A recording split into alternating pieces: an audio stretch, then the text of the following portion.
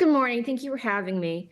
No, they came off as honestly clowns and buffoons. They were so vicious and shrill in their attacks against both, actually all of them, against RFK Jr. and Tulsi and Kash Patel. It really just it backfired because the entire country just saw how empty their assaults were.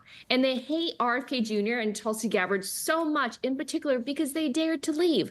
Like me, we dared to utter criticisms of the party, and you just can't do that in a cult. And that's why they're so angry. And we saw with the DNC chair race last night, the person that they elected, they haven't learned a single thing from the election. They're going to keep making the same mistakes.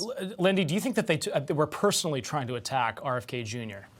Oh, absolutely. That's why you saw Caroline Kennedy issue that scathing rebuke against her own family member. They are so threatened by him because he goes against the established order and he doesn't adhere to the party line. And do you think that these personal attacks? I mean, you've got the family members now coming out with these videos and that. But do you think the American people actually care, or do they want somebody like RFK Jr., who they believe is going to try to make some institutional change there in Washington?